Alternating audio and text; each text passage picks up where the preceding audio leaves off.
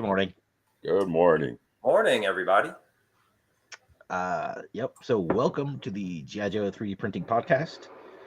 Um, bit of a light show today. I was unable to secure a guest for this morning, and we weren't really sure if we were going to do it, but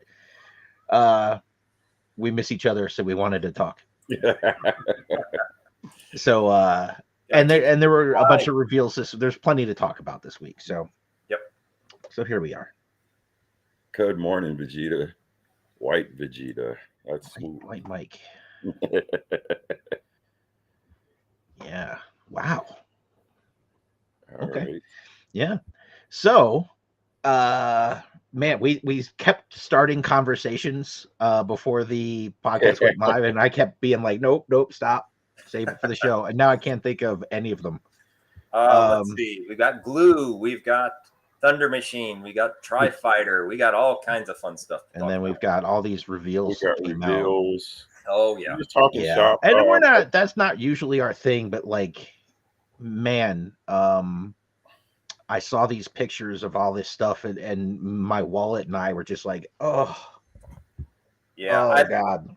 I'm not biased here or anything, but there was a reveal that came out this weekend or this week that I might be interested in. Just saying. Yeah. Okay. I was shocked by that one. I really didn't think that Classified would go there. Okay, well, I don't know what you guys are talking about, but I'm just gonna drop the cat out of the bag or whatever, pull the cat out of the bag. I no BS. Legit was working on a Back to the Future 3 3/4. Oh no! No. So I have basketball from November to like March basically. So my creative stuff kind of gets put on hold. But I had all my stuff sort of set up to do my Marty McFly in the exact same scope as what we're seeing, if we've seen it. All of that in October. I basically had it. That's on my sheet of stuff that I'm doing. Oh wow! So I'm still going to do it because I don't think we'll get that particular toy until probably it said. If you look closely, it said Q4 2025. Right. Okay. Yeah. So you might still have a window. Yeah. Well, for me, it's always just cool. Like I try to drop what I was going to do beforehand, and then everybody just winds up doing it. Yeah. Like the Ghostbusters. Right. Yeah. Right. Like I think you seem to have your finger on the pulse of or they're just like, what's Artwann doing? We'll do that. Yeah. Somebody's yeah. You might want to check your house for bugs. Yeah. Something's afoot. Well, hey, there's plenty of microphones, so who knows? Yeah. Alexa's like just leaking all your info to Hasbro. Yeah. So I think that's pretty cool. I love it because for the price point, it's definitely going to get bought, but I'm gonna do mine first. So within, and this is a promise, this is a guarantee. Within about 2 weeks, I'll be revealing mine. Okay, nice. Yeah, it's that's a shame that they I would not have had that one on my bingo list for 2025. That Super 7 would be doing O-ring Back to the Future figures. I just knew it was coming. And not to say that other people haven't done it. Like I want to give full shout out. I've seen one by Matt LaCroix that I thought was really good. And it's the same. It's kind of the same thing. I am trying to scope mine in that same vein of not having an over vest though. Like some people like it. Some people like to have the vest be able to come off separate. Right. I just feel like it gets a little big or it's a little bulky, for the figure. So I'm trying to do my scope with the vest on. Okay. I think Super 7, I think they did a great job. I'm not 100% happy with the face details, stuff like that, but I think the figure itself looks great. Okay. So we'll see now. So I don't know. what you're talking about. So Oh, okay. So I was looking for it, but I didn't like Instagram doesn't seem to have. Yeah, so Super 7 has unveiled that in their Reaction Plus line, which is their 3 3/4, they're expanding further out than just G.I. Joe. So their first offerings are they're doing Back to the Future, and they're also doing Hollywood monsters. So there's going to be Dracula and a Creature of the Black Lagoon, and I'm assuming a Frankenstein and Wolfman. They showed Wolfman. They didn't show Frankenstein. Are those? They did not show Frankenstein. The Universal monsters. Yes. Like Universal owns the rights, but I don't know that. Yeah, these were definitely the Universal. I mean, it's an O-ring that looks like Bela Lugosi's Dracula. Okay.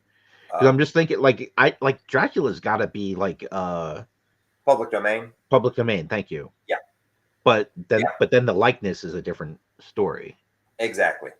And I'm looking for a picture to bring up, and so they also revealed some along the same vein. They revealed their next round of G.I. Joe Reaction Plus, and that's going to include Cold Slither's Artwann. Yep, saw that. Arctic Cobra Commander, which looks, I don't know if you saw the pictures, it looks terrible to me. It's like I want the classified version. I want the Arctic Cobra Commander and the Mindbender for classified. Yes, that'd those be great. Would both be great. It's like it's Cobra Commander in a top coat, but it's like the tail of the coat is molded into the legs. Molded into the legs and the waist. So like you get the waist cuts in it. Yeah, which is it's not a good look. And then who else did they do? Wild Bill cartoon version, which is actually really good. Okay. And he's like blue Snake Eyes. And another Snake Eyes. I don't understand why they're already doing a Snake Eyes, other than the fact that it's mostly the same parts, but still, when you're 12 figures into a line, don't throw a Snake Eyes in there unless you're gonna really. Classified did that. Classified, he was number 00, and then what, like 5 or 7? 5, yeah. And that was fair too, because 00 was kind of like the preview version. He was the super deluxe. Yeah, that was before I knew Hasbro Pulse existed, or that Classified was coming out. That was, I completely slept on. Well, I mean, to sleep on it implies that I knew it existed. Yeah, I had to do some aftermarket purchasing for that one. I have my own personal stash at that 00. I've got a few. Yeah, you invested in it. I've invested. Yep. If Artwann ran Fort Knox, it would be loaded with 00 Snake Eyes. Probably. That one and the Snake Supreme Cobra Commander. I just went crazy. Okay. Has that one jumped up? I don't know. I have no idea, but I know it's interesting. There's certain figures that have, like, even like the first Duke apparently like got pricey. So really, yeah. My brother kind of got in late and started buying a couple of things, and he was like, "I'm not buying Duke. Yeah, I'll never own that," and that's okay. I skipped on Duke. The first round I only bought Snake Eyes, and then I think I found a deal on like GameStop or something after a little bit. And I ended up getting Destro and Scarlet, and that was not a good Scarlet. And I was still kind of on the edge. I was kind of on the ledge of saying, do I really want to get into this? I don't like their selection. The game was terrible. But then Made for Blood came out, and I looked at that figure. I was like, okay, this is exactly what I want. This is it's a modern update that is just perfect. Yeah, that Major Blood is still probably in my top 5 for all classified. And we're up to what, 150 almost? Yeah, probably higher. It's got to be a matter of time before they do a retro carded version. Retro Blood. Yeah. Or they just skip and do a version 2. Maybe. Yeah. The version 2 wasn't bad. It was just blue instead of brown, you know? Yeah, I think the bigger problem there is distribution on the original was so bad. Yeah. That was a Target exclusive, and everything. Like Beachhead when he first came out, right? Right. It was nasty trying to get your hands on those things. Yeah. I'll tell you, like, Maybe just because I pre-order everything now, but Yeah, it's so much easier right now. Yes, like yeah, it was like looking back, it was really bad in the beginning. Yeah. Well, so that's what's crazy. The fun was kind of going out and seeing if your Target or whoever would have Oh them. yeah. But, Yeah. but then it kind of got to a point where Target was never, shelving, putting things on the shelves and stuff like that. Like that, it really wound up being how many times was I going to run back and forth to this Target and see nothing? Yeah. And it got bad too because what was going on is a lot of people would start working at Target and slipping things out the back. Not Yeah. stealing it, but they would just hold it until their buddy, the toy collector, came in and said, "Hey, I've got the box that I never put out. Here, you can buy the whole thing." And it just I mean, it was a real really phenomenon. Like people got jobs at Target so they could get their hands on those like no shit. That's a thing. Yep. Crazy. That's actually kind of smart. I mean, not like if you're in your 40s and you've got a full-time job, do you really get a second job so you can get a second job potentially not miss some? Absolutely. Well, I guess it pays for itself then, your right? collection. Yeah, it would not surprise me though if there was a certain amount of kickback going to the people because the resale value at that time was crazy as well. Yeah. There It were was a middle lot of people that COVID and were everything. doing. Yeah. All right, so we actually have some stuff in chat. So this is a long one. I'm going to put it up here. Anyone ever 3D printed the globe in the Cobra mothership with the Creality K2 Plus? I'm doing that right now, 100%, 2%. That's some mighty specific question there. Yeah. Not just have you printed this exact thing, but have you printed it on the same printer I've got? Right. And with the 8 people watching and the 3 people here, I'm going to guess no one's done that. Yeah, one you have to have the file for the mothership. 2, you got to have the same printer. And then 3, you got to be crazy enough to print it at 100 and 200%. Yeah, 200% is a little wackadoo. But like if you've got the filament, baby, go for it. So, but so Renegade Biker 24, do you have like, is there an issue and you have a question about like how you should do something, or you're just looking for someone that you can bond with over that specific challenge? Yeah. So let us know. Anyway, to finish it. Wow. Any luck finding some picks, Mike? Not of the Super 7 stuff yet. I'm still scrolling. It's so weird. Like I was online for like 2 minutes this morning and just got like bombarded with all these pictures, and like now I can't find any of it. Yes. Exactly. Oh, okay. Let's all make sure we kind of do a scavenger hunt then. Okay. But in the meantime, I've got some creating to do. So basketball season's over officially.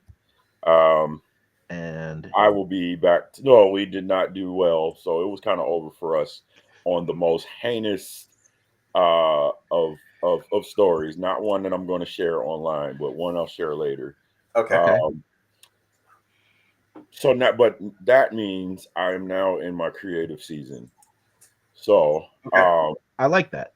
Yeah, you know what I mean? Like, which is kind of cool because it kind of gives me a break and kind of see what everybody else is doing and how creative everybody's been. And it gets my juices flowing again. And so now I'm back on it, baby. Nice. All right. Let's see. What do we talk about? I will, while you guys are searching, I'll do a little talking and we'll just rotate through. Because Mike's definitely got like 2 or 3 things to kind of pull off and show and discuss. So I've been doing this thing lately primarily for the Patreon, where like early, like we're talking late 2020, early 2021, when there was kind of like everything was available. Like no one had designed anything yet, and a bunch of people started getting into it. There was a couple of projects that I had started, and then like somebody else would finish it first, and I would just put it down and move on. Mm-hmm. And so one of those is the night landing. And there's like Jeff Woodward's got it files on Etsy. I don't know if anyone's selling the printed versions. I'm pretty sure shoot. There's a bunch of them. Like a bunch of people did this and they all did a great job. But I'm going through like old files and trying to finish them up in my spare time. Like whenever I need to step away from something because it's pissing me off, like I go back to like these old files and try and finish some stuff up. But I did this test print. It's a pinch too big, so I've gone back and made some adjustments, and I need to reprint that. But I've got all like the resin stuff, and I was telling Mike earlier, like I'm doing two versions, right? So I've got one that'll basically be just like this, but scaled down about 6%. And then I've got a version where I've removed all the like the seats and stuff. Yeah. So that I can print it in resin. I've got like a nice like wood grain that I've put on. So I'll be doing. So I'll have two versions of that. So the night landing, like I'm pretty sure it's one of my like we had it in the house, and I'm pretty sure it was my brother's. But the night landing has like really really nice accessories, right? Like the gun's cool, the machine gun for the bow is cool. Came with this ridiculous knife that I made some adjustments to. It's one of those things where like if like we didn't question it as a kid, you just put the thing in the figure's hand. But if you look at it, like the knife is like almost as long as the whole arm on the figure. Yeah. It's ridiculous. But it's like I think one of the only shovels from the original line was on the night landing. Came with that radio that is interesting. Anyway, that's one I've got that I've been kind of test printing. I've hit this point where I like doing my bigger prints in FDM, like the boat itself. Yeah. And now I'm bottlenecking at that, which is new for me because I'm trying to get this damn Conquest printed. I've got to throw another night landing in there. I've got a project for our friend Brandon that I'm way late on, and it's going to be interesting when I finally take all these pieces and put it together. But yeah, I'm just like bottlenecking with FDM, and I've got these 3 machines. One of them I have to re-level, and that's just a mess. I need my wife to help me with that one. And then just running just printing. Understood. So you have 3 FDM printers, but basically you're kind of stuck. Technically 4. I think one of them is officially dead. We have an FT5, but I mean that thing's 12 years old now and hasn't run in enough time. It hasn't run in so long that I don't think we're going to even try at this point. Wow. But yeah, we've got the 3 CR10 V3s, which is a great machine, but now it's getting old, and you compare it to the Bamboo, and it's work. Well, it is. It's absolutely work. Second job. It's technically my only job. Like I don't have a day. Doing design is my day job now. Mm-hmm. But I'm a person that religiously test prints I don't put anything out to anyone unless I've printed it. And that we're even talking like whether it's Valiverse or any of the other companies that I'm doing stuff for, I print everything because I want to know I nailed the scale. I want to make sure, like if I print something and I touch it and I realize, oh shit, this part's kind of flimsy or whatever, then I'll go and I'll adjust it. I really want the files I put out for people that are either printing resin, printing FDM, or going to production to really have to fiddle with stuff as minimally as possible. So I rely on printing to ensure that. And so it's I'm bottlenecked pretty. I got so much stuff to print. I got so much stuff to print. And I'm real religious about like Like this is the ore for the night landing. I don't print it like this. I don't print it like this. I print it like that. Oh, You know, that's the right way to print it. And so this is a 14-hour print. Yeah, You know, and that'll get you the cleanest print. that'll It's get me the just cleanest print. And yeah, I want, if something is a circle, I want it to be a circle, not a mild ellipse. So yeah, we are having questions. No, like no one, I don't think on the panel has a Creality K2 Plus. I have a bunch of FDM printers, but my latest one has been that the Bamboo Labs, the mothership one. I'm so jealous. So yeah, no one has that, because Morning, you're Dominic. talking about new printers. Like the K2 Plus is, from what I'm hearing, a nice printer, but it's very new. yeah. I think what he's asking for is to try to make it faster, make the print faster. So Right. I guess Which isn't necessarily a good idea.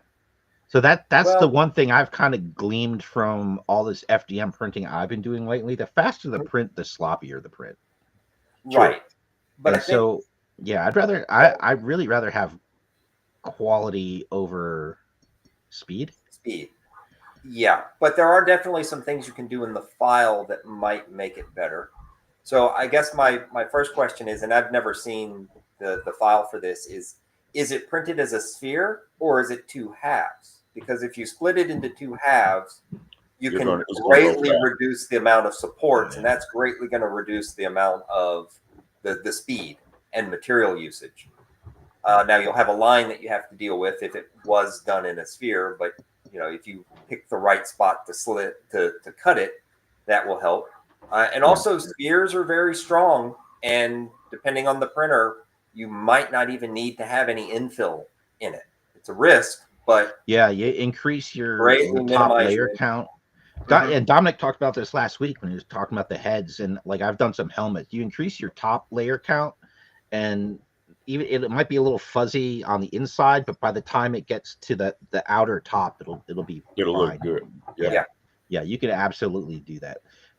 With the sphere, I assume there's like a mounting something underneath. Maybe it isn't. You're not printing a golf ball. You're printing a globe with a something underneath, right?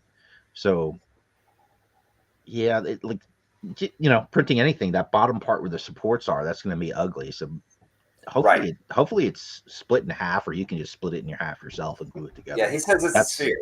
Mm-hmm. So yeah, I would cut that. You might want to look at how the supports are built for it, and if you can use a mesh mixer or you can use another tool to cut it. And in fact, nowadays I found this trick out. The slicer that the Bamboo uses, and I forget which one that's based off of. It can basically do anything that mesh mixer could do. You can bring your STLs in, you can modify them, and then you can export a new STL, or you can just print it directly. So it's actually a neat little feature. And I forget, it's not Cura. I forget what the Bamboo tool is based off of. Let's see. Their slicer. Yeah. I don't know. But it's one of the big ones. It's just a Orca. It's Orca slicer, but it's tailored for them. So Orca is open source. So Bamboo just took the open source and made it themselves. So that's a thought that can make it print faster if you eliminate your supports and also pull off some tricks to eliminate the infill. Yeah, and you'll get a nicer print too if you're eliminating your supports as well. Yeah, if it was me, because I know how to kind of do some STL manipulation, I would hollow the damn thing out, like do like a Boolean extract of another sphere inside it. So you just have the shell, split it in half, print the two halves, glue it together. Yep. Right. I mean, that'll come out fast. Probably best practice, but like if you don't have the software to know how to do that subtract, I mean, you could hollow it depending, and again, this depends on the software, right? Like if I was doing this in Cheeto box, I would hollow it with no infill and then split it in half.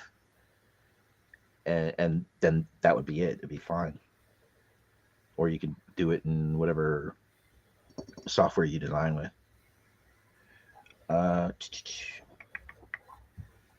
Yeah, glue. So we were gonna. You want to move on to the? You want to move on to the glue portion of the conversation today? Yep.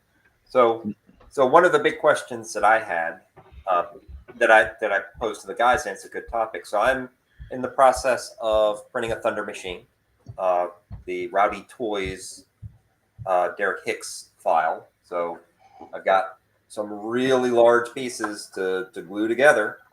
And my question is, what kind of glue do you use? I have a question, Mike. Yes. Have you ever printed anything large before? I have not. This is my first really large pice. Because I mean, I know you did like some big aircraft that I know had to have been a couple different pieces, but they're still like not. It's not the same as a classified scale vehicle. You're right. This is my first classified scale vehicle. All right. So it's an adventure, but it's going very smooth. I haven't had, knock on wood, have not had any failed parts. Everything just seems to be going pretty well. Even the larger flat pieces haven't lifted on the edges, which I tend to have a lot of problems. Yeah. So my glue, because I deal with smaller things, I've always used this. This is just a super glue, Loctite, bottle, little brush. Loctite has decided they don't want to make this anymore, apparently. And also, is it just CA glue though? I don't know. It's a Loctite super glue. I don't know I don't know the details on it. But the problem with this is also, it would probably take like 20 of these things to glue these giant pieces together. Trying to bring your glue up. No. I'm sorry. So it was really nice. I did a last time order on Amazon when I found it, and it's probably not the kind of thing that will be available going forward. Lame. All right, so we did get some comments from the. See, one of the best super glues is DAP Rapid Fuse. Okay. I haven't used in Walmart. Yeah. All right. So way back a year and change ago, and I don't remember if it was because he was on here or we were just talking, but Dominic Viper 6 had recommended, and he's in the chat. He's in the chat now. He had recommended Gloop. Oh, Gloop. Which I got, not this, but he actually sent me a bottle because I couldn't find it anywhere. Okay. And I really liked it. And then he was on here last week and said he doesn't like it anymore. But I had just ordered this because now I'm printing a bunch of FDM stuff and need to glue stuff with it. Okay. So I really had no issue with this stuff. I guess his issue was like once you crack the seal on this thing, like it'll start to dry out. It'll start to dry out. So you've got a time limit. And but man, like I have just no you have to be careful because it's a liquid, right? And you can't just like slather it all over the place.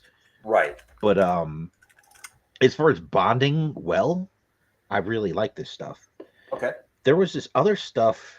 We had a guest on real early that talked about what was that stuff called? Something 506.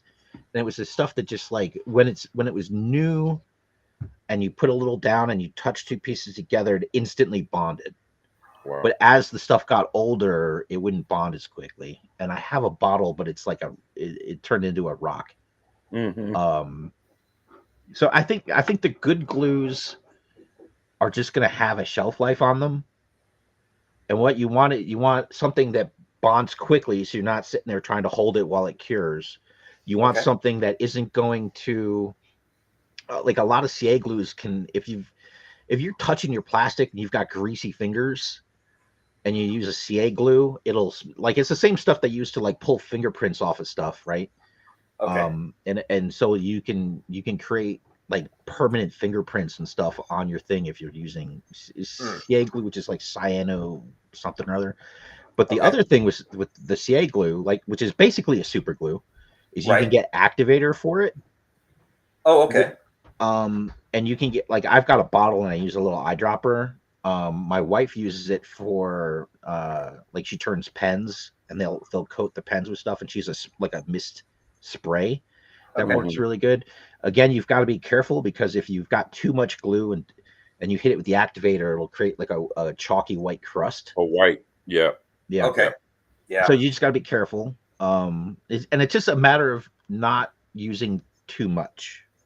Okay. More often than not, that's going to be your enemy. If you want to use as little glue as possible to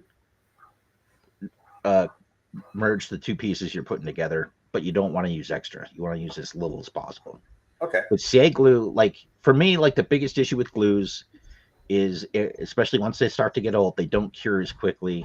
And if you've got pieces that want to wiggle around, use some masking tape or something. Use Like, clamps. clamp it together. Do what you got to do so it doesn't wiggle. But like if you have to hold it with your hands, you're gonna screw it up. You're gonna glue yourself to it. Yeah. You're gonna glue yourself to it. It's gonna get crusty. It's gonna not work.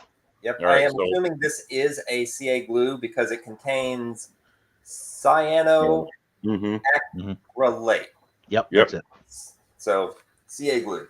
So that Plastic Fantastic says the DAP Rapid Fuse isn't too runny. It allows you to move the part for about 15 seconds once you start to join them, and then fully cures in under 3 hours. Okay. Yeah. So it sounds like you might. Yeah, it depends on the parts, right? And sometimes it depends on the file, right? Like if you've got something that kind of snaps together a little bit, where you can do it and step away, that's money. Yeah. Yeah. Sometimes I don't design much stuff that way because when you've got like a male female part that's going to click together, the tolerance on, because I send files out to so many people that are going to have different machines and different materials, that tolerance is going to wiggle so much that a lot of times those little pieces become places of contention where like some people it's going to be too loose and then other people have to sand. So I typically eliminate that stuff altogether.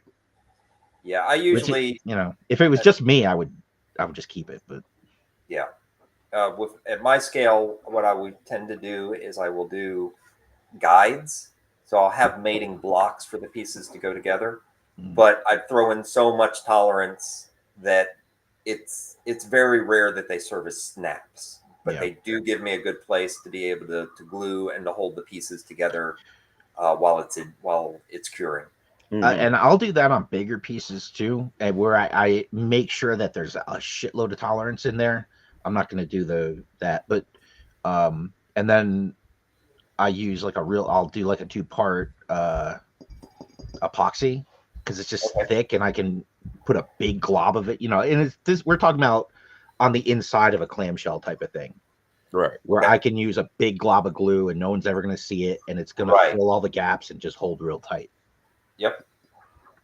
So what kind of connections do you have on your 2 Thunder Machine pieces? Is it just like a flat piece? Are there guides? Like what do we? So in this case, you got the large flat piece. I'm putting you up on the screen again. Yep. So in this, this is a good, these are 2 separate parts because he changed the orientation. So you can see here, well, you probably can't really see here, but this is kind of a rough diagonal, which you get in FDM. So he put these posts, and then the actual console you print flat. And then it slides in together, and you've got mating pieces. Really nice design. Just, other than the line around it, it looks flawless. So there are some pegs for holding in place, but there's not enough for a friction fit. But it will hold. Yeah. I would call them alignment pins or alignment features. But you've got a flat piece against a flat piece. It's a flat piece, so you can which is a little dab on glue there. magic. Yeah. Exactly. Yep. And then of course because I've got the new surface and I'm not printing anything on raft, there's this is a very flat textured piece straight off of the plate. Yeah. So the glue should adhere to that pretty well. Now the larger piece here, again, there's only 2 very small mounting tabs. Yep. Just for alignment. but the part, it fits well. Actually, I've got a little bit of a separation here, so I have to take a look at that. I probably had some warping in the big part, the flat part. Mm-hmm. So it's not quite wanting to lay down perfectly flat, but it's still, for something this size, what I will probably do in this case is I'll use a tool and I'll go in and I'll clear these holes just so that it lays perfectly flat. But for right now, for all purposes, it's a very good fit. Yeah. I would say, yeah, get whatever glue you're going to use and run it along the inner corner. Okay. Not a flat edge, but on the inner corner. So when you put it down, it'll spread a little bit. And gravity will pull it down. Yep. But it hopefully, as long as you don't go too heavy with it, right? It won't run out. Yep. Yeah. And one of the so what is interesting, and I'll go grab some parts, because one of the ways the files were created is to optimize flat surfaces. Yeah. So if you remember the Thunder Machine had these armor plates on the back wheels. There we go. So the way he did his files is it's two pieces. It's the front, which has your detail, and your back, which has your mounting features. Mm-hmm. So then the concept is you glue the two pieces together, and now you've got you print it, you optimally printed this, and then you did this without having to have supports. So, which is nice, but then in this case, because it's large and flat, it's not going to fit perfect. You can see the gap there. So I'm going to have, when I glue, I'm going to have to clamp it pretty well to make the part. But that's not a problem, because I think the benefits are really good here. Yeah. But that is just something interesting. I'd almost argue he over-engineered it. Yes. Almost. Right? Like it's always a struggle for me, because I want to do stuff in as few pieces as possible. And it's kind of like a laziness. But then often I regret not doing, like, something I did is one piece. I could have done as 5 pieces, and it would have made printing better. Yeah. Yeah. And that's it's a weird balance to find. Yeah. And because of, we talked to him a couple weeks ago, and because of his manufacturing and engineering background, that was his focus. And, he as he stated a couple times, he built it for the process. Yeah. And I think the end result of this thing is going to be really nice. And Plastic Fantastic commented that he purchased the classified flag. And yeah, the instruction books are incredible. I mean, they're manufacturing level instructions. Yeah, that's awesome. That's one thing I haven't gotten highly into. Recommend, if anybody's looking at his files, he's Rowdy Toys on Etsy. Incredible. Yeah. And you can also, might as well go ahead and jump into it, but yeah. He is now selling the Tri-Fighter. Well, it's sold out. It's sold out. Oh, yeah. I'm pretty sure he'll make more. But yeah, so this is, for people that don't recognize it, back in the 80s, Coleco or Tyco or one of them made a big wheel type of vehicle for kids to ride on. So he made a classified scale version of it, and it's a really fun. It's a fun toy, and it's a very cool print. Yeah, as best I can tell, he's not selling the files now, but he is selling the completed models. I ordered it from him, got it within a week, and it's top notch. And because we're toy collectors, nothing is ever cheap, but I would say that this is definitely a value price. And I mean, part of that too, like we've talked about many times, like we're doing additive manufacturing, and it's like that alone isn't cheap, quick, or easy. So exactly. Though I noticed on one of the groups he posted it, and some guy from out of left field was like, $30 is a ripoff. If it was $15, I'd buy 4 of them. It's like, how can you say you've never 3D printed something without saying you've never 3D printed something? Yeah. And Tell me you have no idea what you're talking about. Without... Exactly. Yeah, and then it was actually interesting because Derek responded and gave him a breakdown of exactly how much this costs to produce and ship and pack and everything, and I think that shut the guy up. But yeah, that to me was ridiculous. And then he reached out to, this was on Joe's group, and he was like, how can we get rid of these scammers? They're just ripping you off. Like, mainly, if you think it's a ripoff, no one's forcing you to buy it. Right. People that understand the value of this stuff will pay the price. Oh. Yeah. Kind of grinds my gears, but whatever. Yeah. What's that? I said just kind of grinds my gears, but whatever. Yep. Oh, yeah. Yeah. And of course, we went into real depth on that when we had the Etsy shop discussion a couple weeks ago. Yeah. That was a good one. Yeah. Yeah. They're all good, Mark. Every one of our shows is gold. Gold. Totally. There's Gold. For the niche minutia of people that are into this stuff. Yeah. Well, we can see absolute the 11 of them. Hey. So going back to Glue and Viper 6's talk with us last week. So for bed adhesion, my wife and I have been using this stuff for years. That's the gray stuff. I mean the purple stuff. Yeah. So have I. Yeah. And it works and it goes on a little thick, and every once, if you're not careful, you'll get little clumps of it, and I'll smear it with my finger to try and help it lay down. And I didn't have anything to compare it to. And then last week, Dominic recommended this stuff, this JT. I'm going to put me up there. Hold on. Okay. This JT16. And so it implies that it's made specifically for adhering your prints to your bed. So it's kind of clear. It looks white here, but it's clear. This stuff goes on real smooth. Like I will never use that other stuff again. Just I used it once, and it smells nice.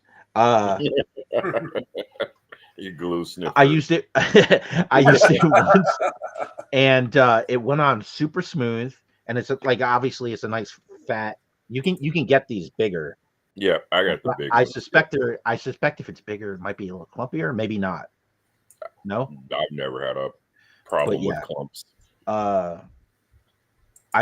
I've used this on 2 things now, and I'm really happy with it. You're sold. I'm sold on it. Okay. After 1 use. Yeah. Price. They're asking price. I was about to ask the same thing. Is it more than? I bet you it's more than your regular glue sticks. Let me see. I don't have to. Anything that's less than $12, I usually, I'm not making a mental note Well,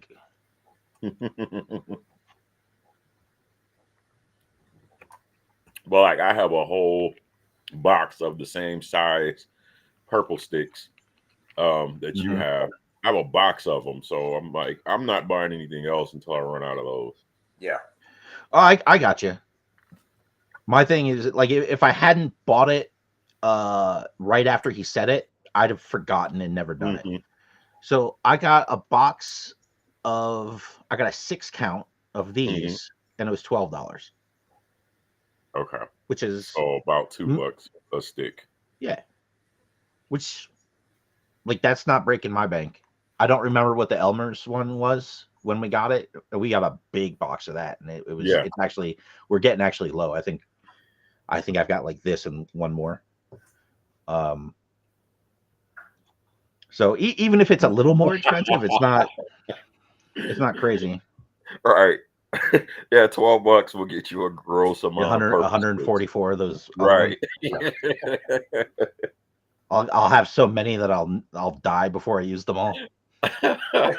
I'll leave it to my kids in my will. Love it. That's true. I mean, I've never really had a problem with the purple ones. I'm sure that there are better products, such as, but yeah, until I run out, Yeah, I won't. yeah. There's I no won't. reason. There's no reason. Like, yeah. That now you're just sitting on 120 some little purple glue. I mean, you work at a school, you could drop them off to like Well, true, but I'm not donating anymore. I donate enough. all of your free time is Right. that's enough. Okay. Holy cow! All right, so at this point, I think we have found the most insane 3D printer here. Renegade Biker. I have the flag as well, but I want to make it 14 to 16 feet long. Well, that's interesting because let's see. You're talking about an almost 10% increase in scale, in size. So you're like, if you chop it and stretch it at some point, maybe that's an option. But if you just scale it up, like, the figures aren't going to fit in the seats. Like, you're going to have to do a bunch of either you don't care and you live with that, or you make a bunch of other little changes. Yeah. Renegade Biker. So you're saying you've tried the Elmer's glue and it doesn't last long? What does that mean exactly? Like, because I'll just slide some glue on before every print. Do you ever wash it off of the? Yeah, because it builds up. Because it will build up. I'll wash it off after a while. Like, if I'm really going with prints, it'll build up enough that I don't even have to put any more on. Yeah. I found that I have more success with the Elmer's glue stuff if after every print I wash and then apply a new thing. And I've definitely had something like it failed twice. It was something that it was a repeat thing, and I had it worked, and then it didn't work because it was peeling up, and then I washed it, put a new layer on, and then it worked again. So yeah, I'm waiting to see. I've only used this once on 2 different machines now, so I'm gonna find out real soon if it needed a big reapply, or I'll find out actually when we're done if it needs massaging, more glue, washing and reapply, or if it's just fine a second time. Like, it's so smooth. It went on so smooth. Yeah, with the Elmer's glue, I mean, because I really try to put a solid layer down, and because it's purple, you can see where you've missed or where it wore funny because your hand isn't super steady, and you go and you try and fill in the gaps and everything, and it goes on. It almost looks chalky when it goes on, like there's little speckles where it's, this other stuff went on like fucking paint. It was beautiful. Viper 6, if you are still listening, have you had to, like, how often do you have to reapply? Do you reapply each print, or have you been able to get away with a couple at a time, or what? And so we'll see if he responds to that.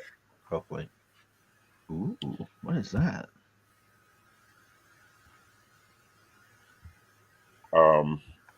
Sorry. Did we ever have any luck finding any of the pictures we were looking for? So I have like a search of G.I. Joe Toy Fair 2025 in my Google search, and I've got tons of pictures of. Okay. Yeah, I've got tons of ones too from a website called Toy Habits. Toy Habits would have them. Yep. Yeah. Yeah. Our friend Joe Walder on his G.I. Joe Scale Prop Makers group has a video from Marauder Rubin where I'm looking at it right now, and they're opening up the snake armor. Yes. Seeing the inside snake armor. Yeah, like, wow. Yeah. Like, they really It has movable joysticks in there. They went off the reservation with this thing. Like, they completely reimagined it. Yeah, I love it. I think let me see. There's so much detail All right. going Am on. I in this sharing Yeah. online? You are. Perfect. And Whoa, there we go. Well It's done. almost like we're professionals here or something. Yeah, let's not get crazy. All right, so let's see what we got going on here. Okay. So So real quick though, because we asked a question and he answered. He says he puts on 2 layers of this stuff, and then every other print, he cleans it and okay. replies. So Thank there you. you go. That might be your Honestly, like cleaning the because I've got like that magnetic bed that you just take the bed off, and it's real. Like it takes me a minute to wash it, wipe it down, and reapply this glue. And if that gets me a successful print, it's worth that time. Okay. 100%. Snake armor can fit roadblock.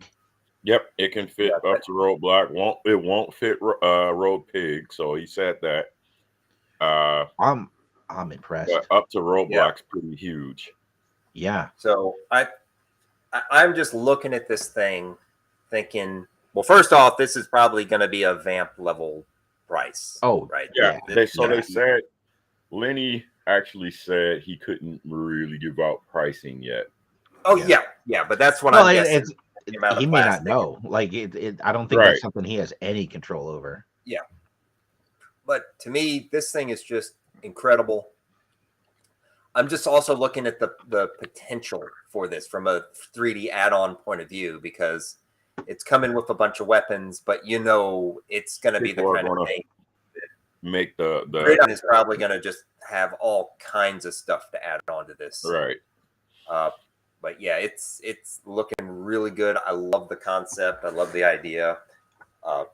It's a really great looking envision. So they totally went mech suit with this, and I'm all here for it. Now the problem is going to be price point. Like one for sure, 2 if I can afford it. Yep. Yeah, and from the look of it, I'm a little surprised, but this I think will be the first time it's a vehicle with no figure. I guess they're going to argue that it's a figure unto itself, but I'm liking it, and I'm pretty sure a Techno Viper will find its way into one.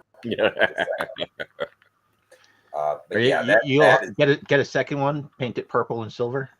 Oh, you know what? That's actually not a bad idea. Of course, it's not a bad idea. It's my idea. That's your idea. Of course, it's not bad.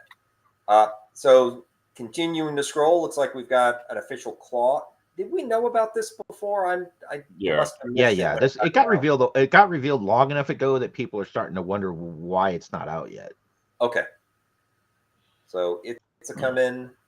Oh, now that's interesting that the claw comes with an Uzi. Because a good Snake Eyes Uzi has been really difficult to get a hold of. There's only like 2 or 3 figures that came with one. And I wonder if they're doing that because they know that it's severely lacking. Well, it's the same one that there's been a couple of figures with that gun. Right? But they've been few and far between. Like the classic Snake, one or two versions of Snake Eyes came with it, but it's still not an easy. It's not like that weird ass double-barreled thing, which they keep throwing in with everything, and that looks like the shotgun thing. Yeah. But it's an interesting. This guy should have come with an Uzi. Yeah. With that Uzi. Which guy? The Grenadier. Yes, Grenadier. Exactly. Though I found a good alternate for mine. Let's see. Somebody made a kit that included an Uzi with a stock on it. I believe it was Mark II design. He said somebody. I think it was probably Mark II toys. Mark II toys, like an Uzi or a micro Uzi. Oh, that's an Uzi. This was your full Uzi with the stock. So, it was from one of your kits. Yeah. So, I like that because that one. His Uzi, the original Toys Uzi was kind of oversized, and it had the weird, the compressed stock on it. So I think to me that's a good fit. Yeah, I'd never seen a toy of that gun done with the stock out, and Right. and like that's why I did it. Period. Like,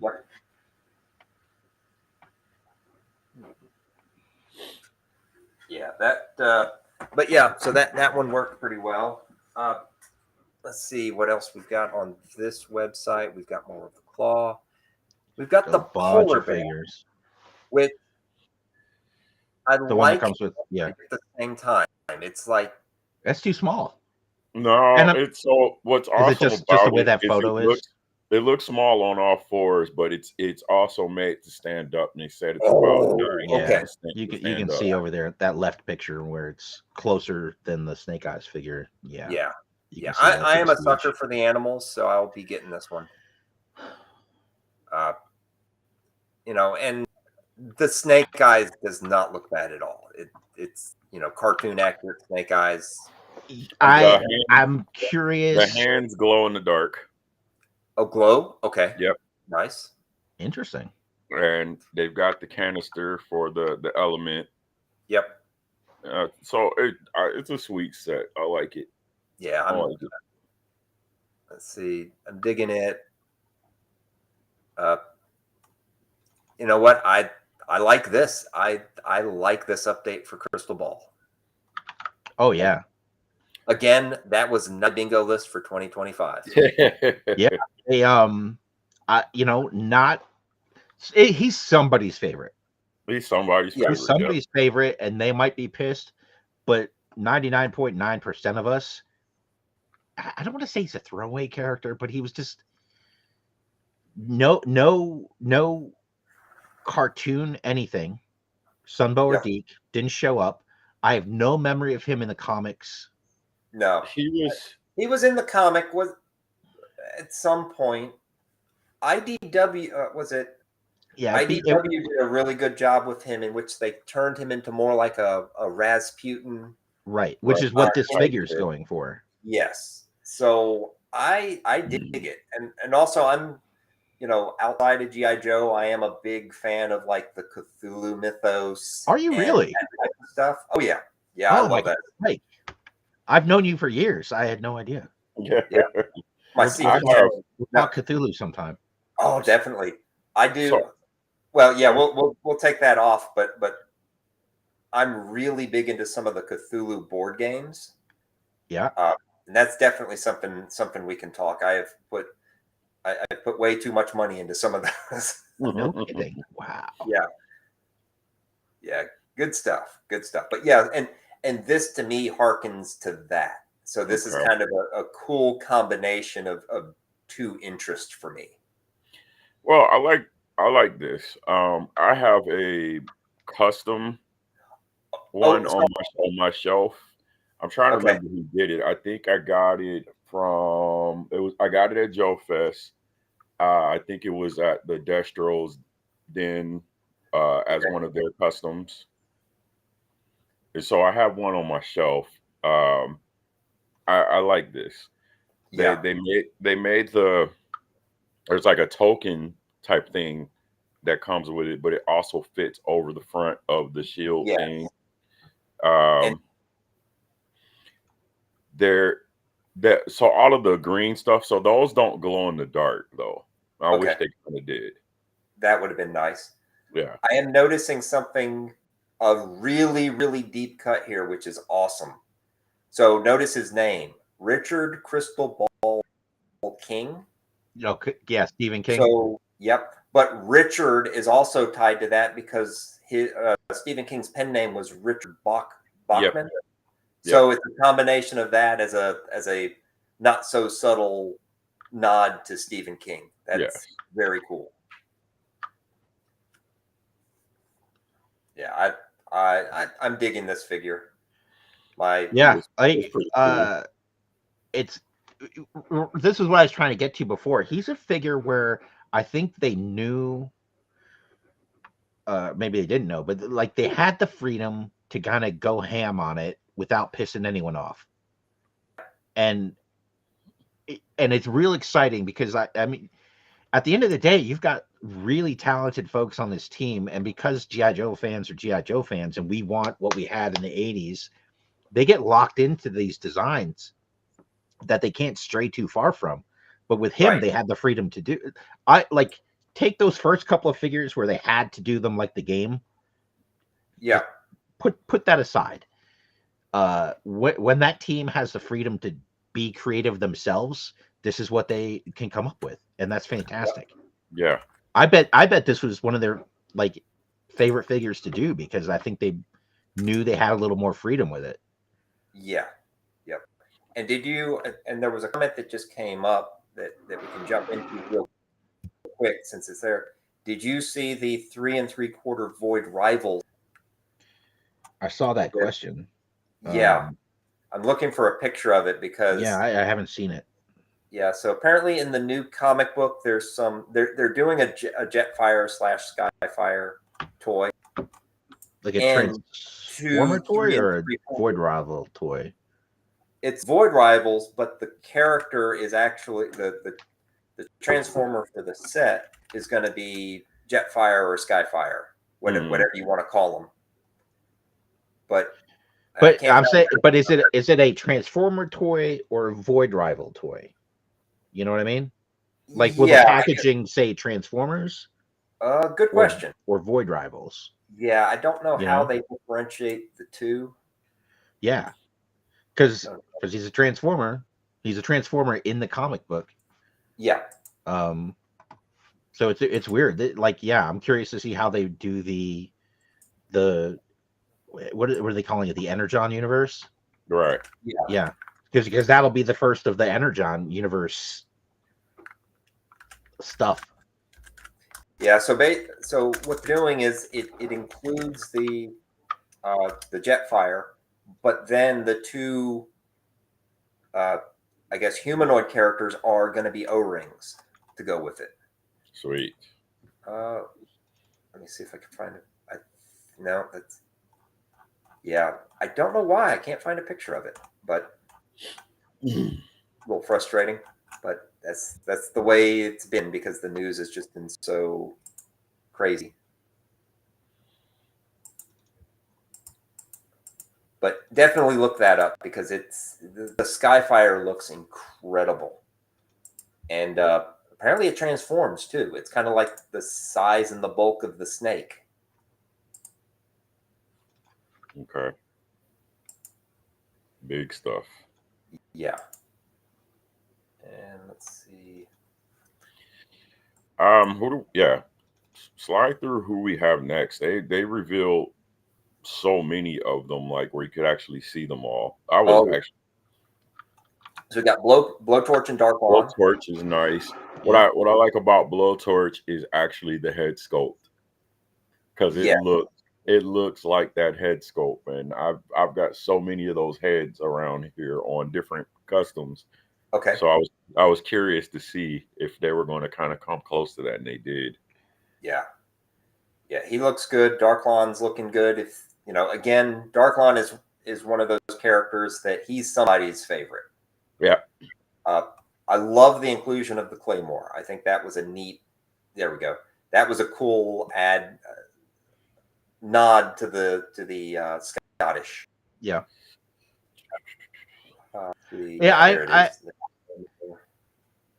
I'm anxious to get that head in hand. The tongue sticking out one or the regular? Yeah. And I don't know if it's supposed to be like a mask from like one of those. There was that episode where like Destro's clan was all there and they all had masks. Right. If it's supposed to be like kind of like that. Yep. And none of the pictures I've seen have been good enough that I get a really good sense of what it really looks like. Yeah. So it could be awesome. It could be Exactly. The helmet looks great though. Like I like the detail in like the eye sockets is fantastic. Yeah, like it's I think they did a good job with it for sure. That looks really good. This kind of looks like he's cosplaying as Gene Simmons. Just gonna say. I don't know. And is that the flare gun that came with Doc? Possibly, yeah. Could be. But they got his gun right. Yep. And then on whatever the the hell it sword, is. there's the Destro clan emblem on the sword. Oh, I didn't realize that. Yeah. Okay, cool. Yeah. So I got Law and Order. Again, sucker for the animals. So I'll be getting that one. Okay. Let's see. Removable mask, two different heads on the Are dog. those kind of the same hands that came with Mutt? That's what they look like. Yeah. Kind of the dog handler. The hands. dog signals. Yeah. Yeah. Doesn't look like Kirk, but close enough. Oh, look at this. Yep. They're lo and behold. No idea, Mark. They gave him a belt loop for his PR-24. Yep. Oh, cool. I guess I won't be making a Law and Order accessory pack. Yeah. Although, what gun did he come with? Did he come with a damn? Did he come with the same gun Mutt came with back in the day? No, he didn't, but I can't remember exactly what he came with. I think, did he have a Mac 11 or an Uzi? I think it No, was. yeah, I gotta look that up.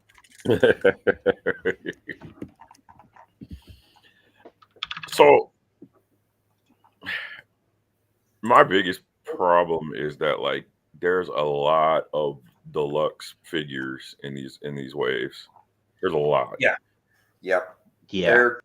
They're basically what they're doing is they're following remember in the 90s when everything had an updated version that came with a gun that sparked or Play-Doh or something else to get that higher price point.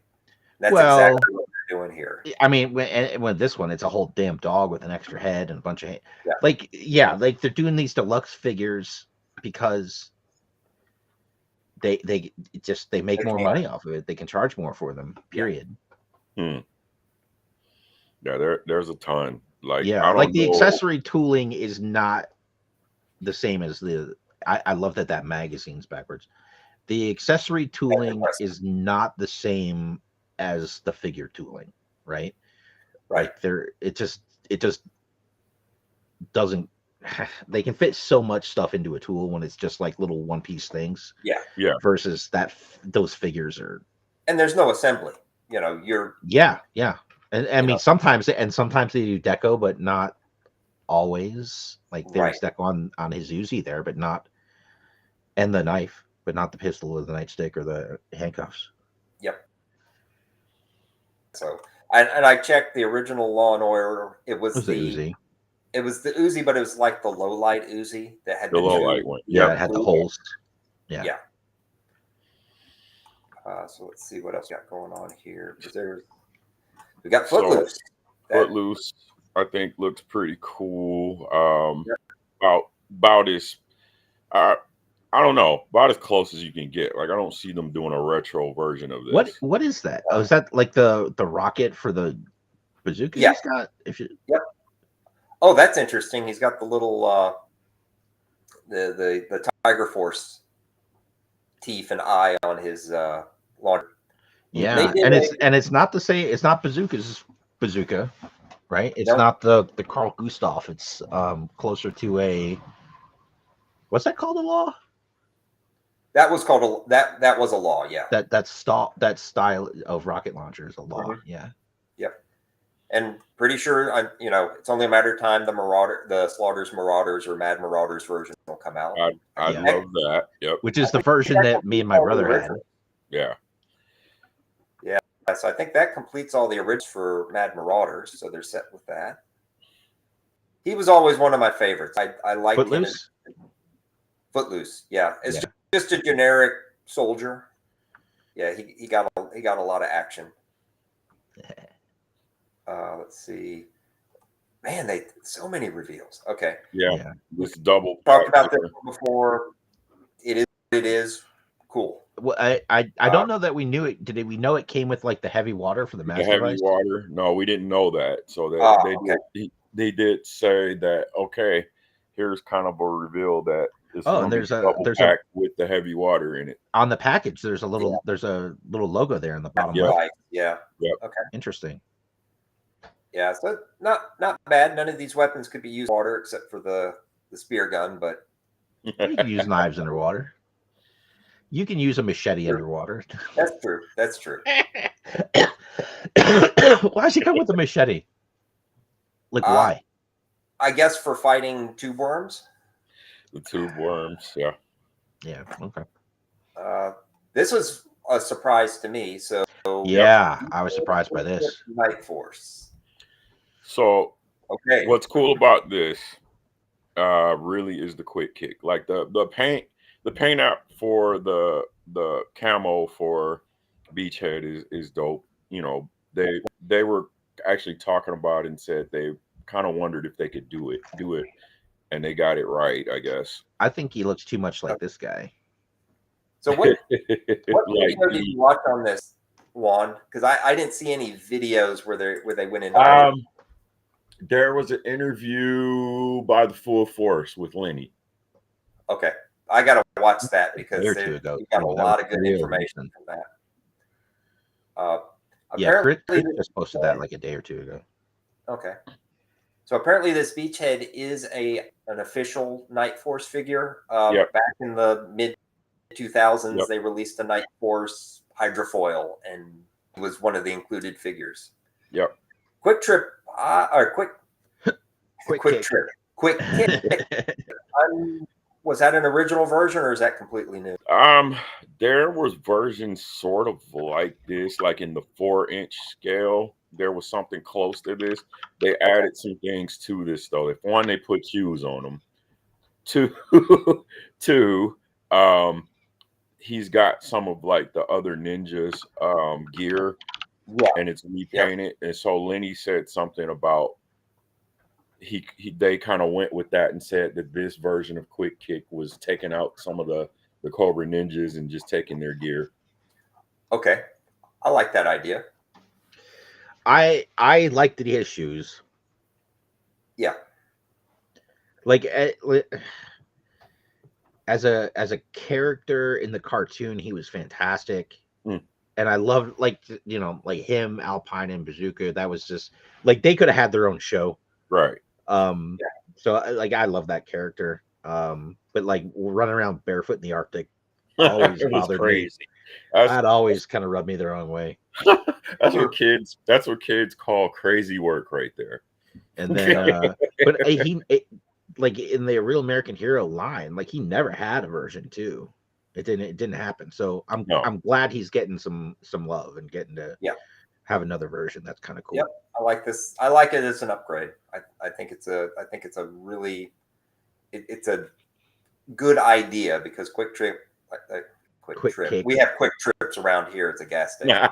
I know Quick Trips. We're actually getting one in my neighborhood, which is weird because we've got nothing. Yeah, we've where I live, it's just like, let's just throw these neighborhoods down, and everyone has to drive 20 minutes to get to anything. Oh wow!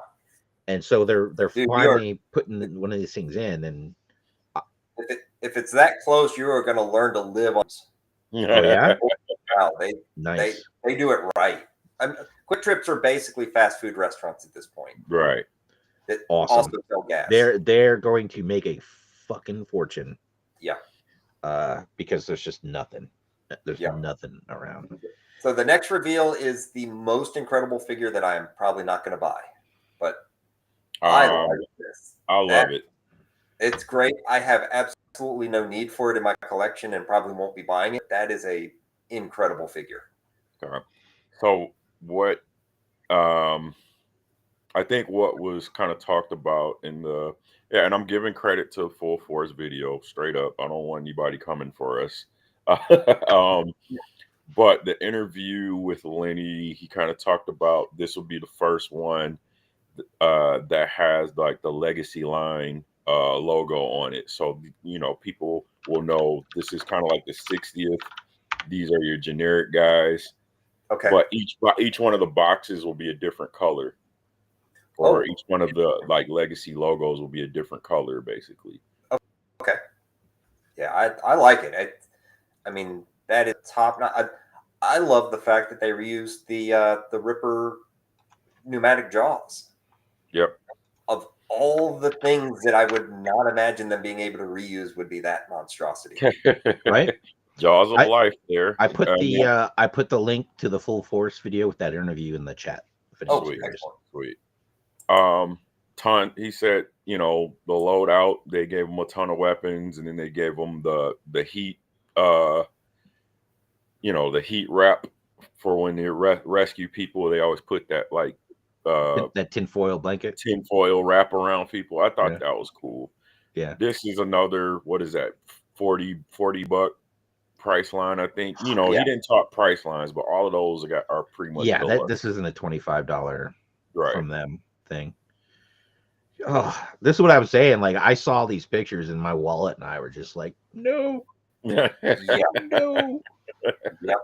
Well, let's see. I'm gonna stop sharing here because this is the no, it's not the end. Holy cow. Okay. And I'm real curious about this next one here. I don't understand the face. Does anybody understand? So if you read the file cards on these, there's a bunch of Cobra Vipers that talk about how they're like genetically modified and surgically altered and blah blah blah. And I'd have to pull that up, but I guarantee that's what's going on.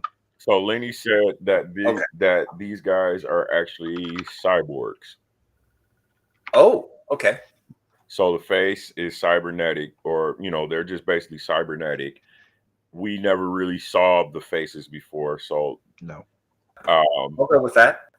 I've got no problem with that. The only problem I have with that exact face is I just picture him as haunting the old amusement park while the Scooby-Doo gang is okay.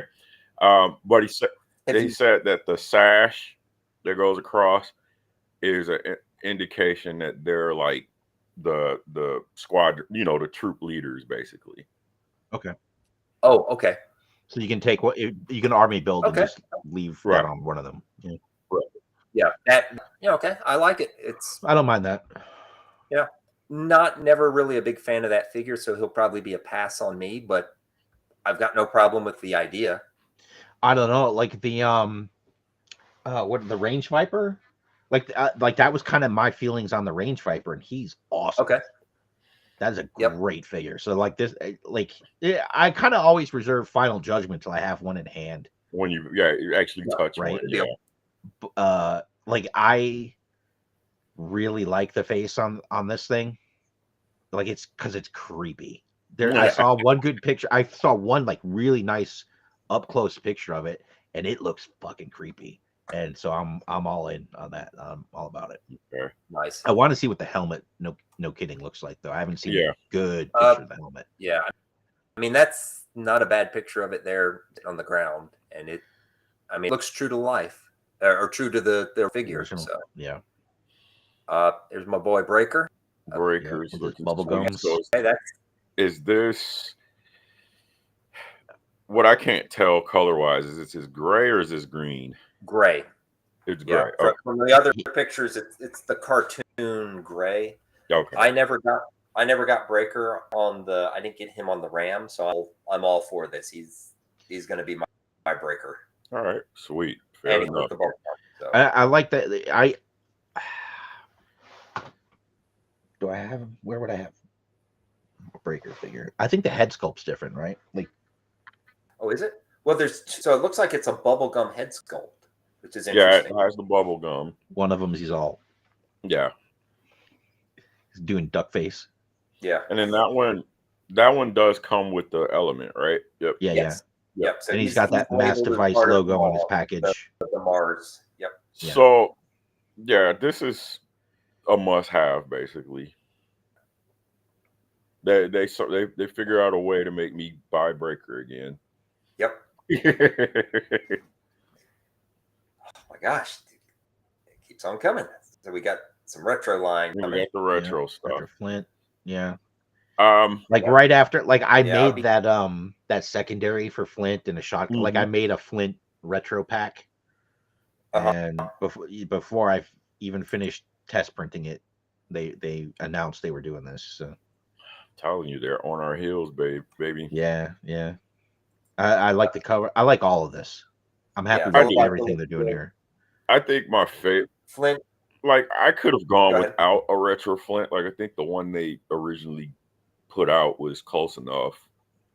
But that I'll definitely pick up one. I think I'm more excited about Courtney here. Yeah, all I can think of is like that. I see that sledgehammer, and I just think of Toll Booth. Yeah, that's a good figure. Would they do a Toll Booth figure without it? Like, no one wants the bridge layer. Right. Has even in our group, I don't know that I've seen anyone design and 3D print a bridge layer. Right. Ramen Toys has their thing with the swappable tops that does a bridge layer. Yeah. Which was they had it at Joe Fest last year, right? Yep. It looked good. Yep. I had that thing as a kid. Like I got that. I remember I got that, and my brother I want to say it was like the mom. He got something awesome, and I got the bridge layer.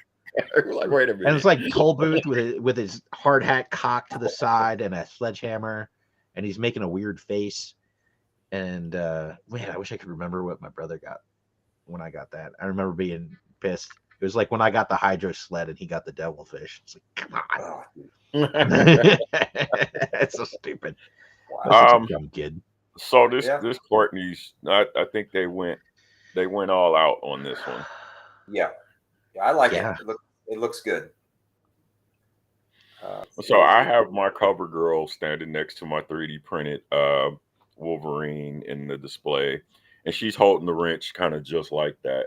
But man, they did the head sculpt on that first one so dirty. I don't get it. I never even opened it. I've got it. Never even opened it. This one I'm getting two, and one's going on the open shelf here. Yes, this is just great looking. Yep. Yeah. Let's see. Red Viper, great idea. Doesn't come with the trouble bubble. Has the thank goodness bare arms. Has the bare arms. And they updated the vest. They changed the vest on it and made it more like the original. Like they just dialed him back. Like it's a retro figure, and they did it. They nailed it. Yeah, I think he's perfect. No notes. No notes. Oh, the other thing on this one is they do have alternate heads with the stuff on the visors. Yeah. What the? I thought in the cartoon that the text was backwards. I feel like in the cartoon it was. Yeah. So I don't know. That's sure they thought about it, and it was just a better design decision to make it right. Otherwise, people wouldn't know what the world was going on. So I agree with Vegeta here. I think the graphics on the boxes on the card art looks AI to me. You're right. I mean that it does not look good. Like looking at that gun is way too big. Just looks bad. It's something's afoot with it. Something, and I don't know if it's like an uncanny valley thing. Like something's afoot. I can't quite put my finger on it. I hope they're not using AI, but I wouldn't. It could also be mock-up. It could very well be mock-up and final art kind of stuff. It might not even be the final art. Yeah, I'll wait until I see. But it probably is off. It probably is the final art, and it probably is AI. I don't want it to be. Like that, that's part of the magic of G.I. Joe is that humans have been creating amazing art for it for 40 plus years. And I hate to see those jobs go away. Yeah, I want to check something real quick on my Televiper. I can't tell if that's the backpack or not. It is not. It looks the same to me. Yeah, I couldn't remember if they went generic with the original. Do you have it? Yeah, I just had it. The only difference is there's the deco. Deco. Yep. Okay. They're just kind of black and purple on the other one. All right. So do you think is this a must-have figure? For me, it is because I always really liked those guys. It's not a must-have figure, but I'm gonna get one regardless, just because I like the I like the support guys. I like the Techno Vipers, Yeah. the Televipers. I like all the Vipers. You know, all the Vipers. Yeah. There isn't a Viper I don't like. Sweet. Yeah, good point. But yeah, I'll be getting another one of these to fill out my ranks. Which still kind of pisses me off that we never really got green shirts. Like I've been binge watching. That's coming, isn't It's that coming? Yeah, there's But- Go ahead. What I'm saying is, yes, it's coming in the 6-inch scale finally. Yeah. But what I'm saying is just this was like a total missed opportunity, just in general. When you look at how many green shirts are running throughout the cartoon episodes, if you look at like on the flag, the sailors on the cartoon episode, like they were all over the place, and it was just not something that they wanted. They did. Right. Yeah, you mean from the original line? Yeah. even just I'm trying to bring her up, like in the background there. Like I've had that as a background for us a couple of times. Yep. Yeah. It's interesting. I know that they are doing an official green shirt now, but yeah, you're right. The green shirt Joes were never they never hit on them, but it's a good question as to why not. But Well, I think it's a thing where like the cartoon took license, because there weren't green shirts in the comics. There weren't green shirts in any of the other medium. It was just one of those things where they knew you can't fill a battlefield with 5 people. Right. But at the same time, the cartoon was actually the toy commercial. Yeah. Okay. True. So yeah, true. We, certain things like, okay, troop building, everybody was going to try to get as many Cobra Troopers as they can so they could kind of fill out their battles on, on the playground or outside on the tree stump or whatever. There was no green shirts really, because all the other supposed green shirts had like specific names. They were specific characters. Yeah. Yeah. So you were kind of left with, okay, I guess I'm going to make Grunt the official green shirt, and so you will wind up buying a ton of Grunts. Yeah. All right. Hey, I got to step away for a second. I'll be right back. Yep. Okay.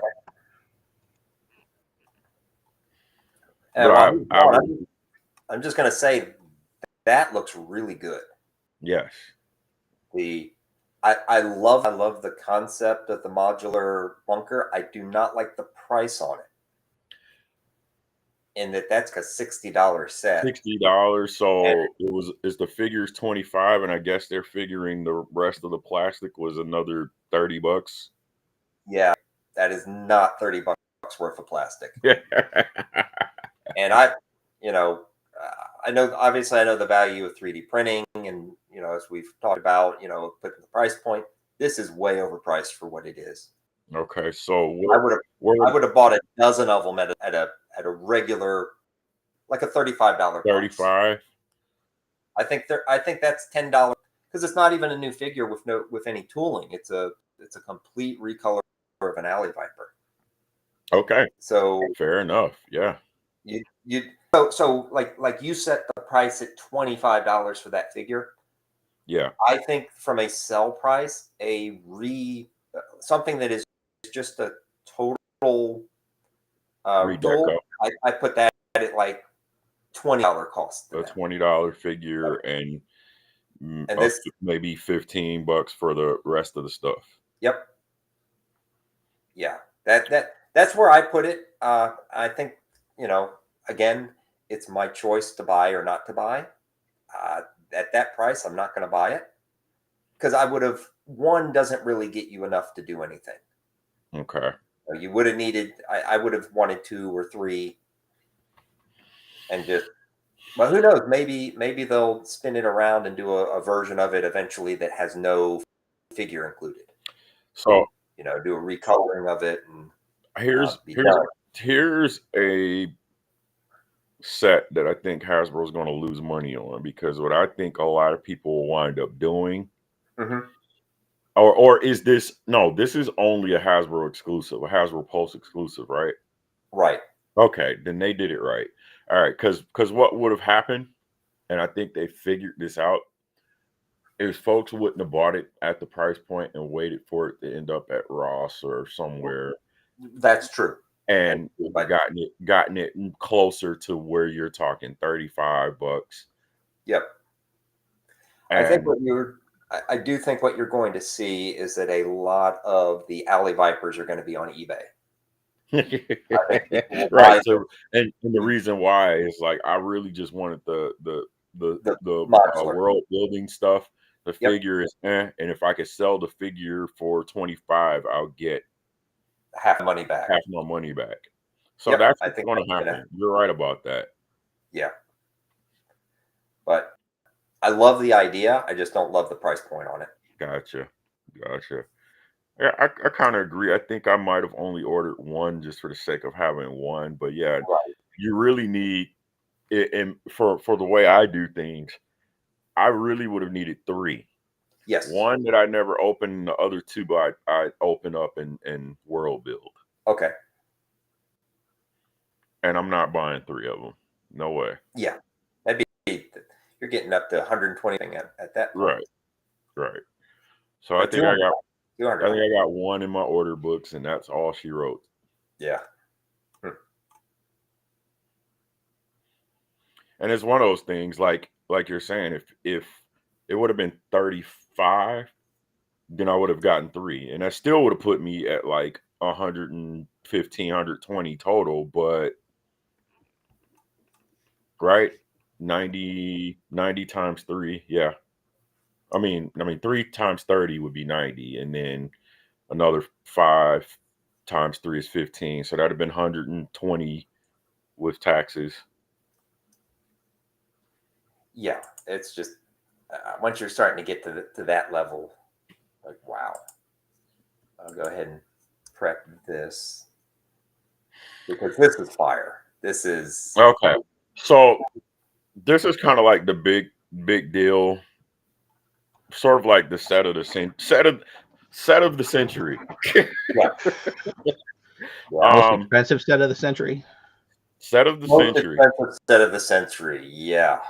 Because it's like 4 deluxe figures is my concern, and I mean, are we looking at $150 plus? So I'm figuring 150. If they go over that, I'm gonna be pissed.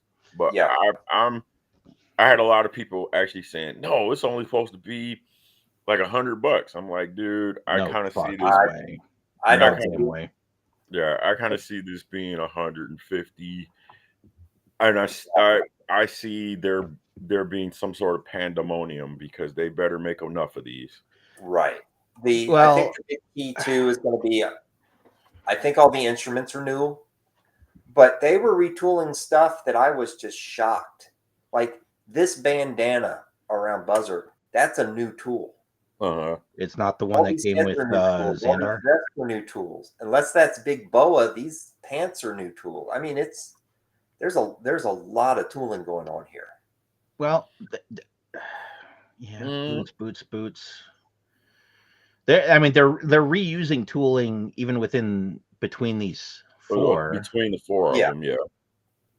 Yeah, so that helps bring it down, and probably the chest piece itself is at least from the render, it looks like it's different sizes, but that could be reused. I'm looking at the shoulders; they're a little different. Yeah, but still, there's a lot going on here. Yeah. I'm happy for it. I'm excited for it. I think making it a San Diego Comic-Con exclusive is probably the right move, even though it's going to be a huge pain in the ass. Like every year, they've got the Comic-Con exclusives, and every year it's a little different. Every year it's a pain. The most stressful part of my year. Yep. And okay. Did you see the packaging for it? It's insane. I did. It looked. I think the packaging because there's like a little video, and I'm thinking that's not the final packaging. It's a mock-up because it looks real flimsy. Oh so it opens up. There's a stage as the middle part, and then there's like the stuff to hold all accessories on the sides or something like that. Like I've seen it open up without the stuff in it. Mm-hmm. It's Pretty cool. You say flimsy, which I might agree that it looks a little flimsy as far as weight of it or whatnot, but just how big and how it unfolds, it's pretty But large. I suspect the final production quality will be better than what we see in the Okay. in that Yeah. video, because it's like the difference between the retro card backs when they first came out and what they are now. Now it's Right. like you could beat somebody to death with these card backs. Now they're awesome. Yeah. But in the beginning, they were just floppy. They wanted to bend and warp, and that's what it reminded me of when I saw it. Okay. And I think they know better, especially if it's going to fold out and turn into something. So I think what we saw was probably not the production. I hope that wasn't the production thing. And I'll plug my friend Brian Sauer here. He's one of the guys that puts on Assembly Required in Iowa, and that whole thing. He does sets like that every year for Assembly Required. Just amazing stuff. Yeah. So if you like that stage and you're like, man, I want more of this, go to the Codename IO website and there's a bunch of stuff for sale that's absolutely just amazing. Okay, sweet. I've never been on it, so I'll check it out. Oh my god, yeah, go check it out. Really? He did a Zartan Swamp Shack. Well, this is the Cold Slither shirt that they did 2 years ago when they were on Cold Slither. Yeah, well, it was it was a Dreadnought themed show, because every year they have a different theme for the show. But my two really cool takeaways from the packaging was number one, if you look at the posters, there's actually outside the venue there's a poster for Gem and for the Misfits, so that's some pretty cool Hasbro synergy there. That's sweet. Yeah. And you know how they always love to reveal what's coming up in the packaging? That's Monkey Wrench standing outside of the door. So sweet. Kind of the no-brainer, but it looks like we will get a Monkey Wrench sooner rather than later. Cool. My assumption is that Monkey Wrench is going to come with a red version of the Ram, or sorry, a green version of the Ram, like the Sears exclusive. But who knows? Not sure how they're going to do it. Yeah, I don't see them doing that version of the Ram, but I've been wrong before. Like, so I just don't know, man. That would be on point for what the custom was, because I have one of those customs from. That was really good. Yeah, that was the first classified custom, I think. That was one of the Joe California Fest. conventions. Was it 2021? 2021, I think. Yeah. They did a good job with it. As customs go, like the packaging was great. It was just it was nice. Yeah. What are your thoughts here? I know you guys aren't really I don't know. I don't want to say that, but the 3 3/4 stuff. What are your thoughts here on Cold Slither Zartan from Super 7? It's right up alley. I'm not all in on the 3 3/4 or the Super 7 stuff, but I like the artwork. I like the look of the figure. It's the only thing I would change on this is I would have used Cold Slither logo instead of Cobra Enemy. Okay. Yeah. But other than that, this is at a $20 price point. This is a very cool toy, and I did finally get my Ramar. You got him. I ordered him directly from Super 7. Yes, which is sir. probably what I have to do here too. What I find odd, because they haven't hit my target yet. Now I'm always kind of stalking the target to see if they hit the shelf. Yep. Never hit the target, and then Super 7. All of a sudden, just one day, you wake up and it's like, oh, they're on Super 7 now. But it was like just some random date. Like they didn't really announce that they were going to be online. Yeah. So I think they could do a little better with letting us know like what the dates are going to be or something, because they're not distribution wise, they're not hitting the targets the right way.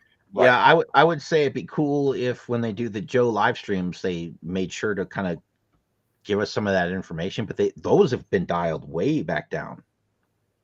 The They've live really cut streams, those yeah. down. So I do want to plug our friend Mr. Michael Charles Hill. Like, pick this figure up, and then next time you go to a show where he's there, get him to autograph it. Try to get signed, yeah. Yeah. Yep. That's the Definitely. Yeah. Definitely. guy. Yeah, good idea. But this, I'm all in on this. I really like this, and I hope they complete the set. Yeah. So, yeah. Same Yeah. here. Yeah. Same It here. does well, and they finish the set. Yep. And I don't know if would they do like a 3-pack with the stage or something. I mean, they might they do that kind of stuff all the time. They did like that dog sled with the old blind guy that and they did sucked the radiation out of the guy somehow. Baroness and Destro and the Yeah. Nurse Baroness and construction Yep. worker Destro. Yep. I could see that happening, and I'm going to give them. I'm also going to give Super 7 props because that is some really good looking artwork.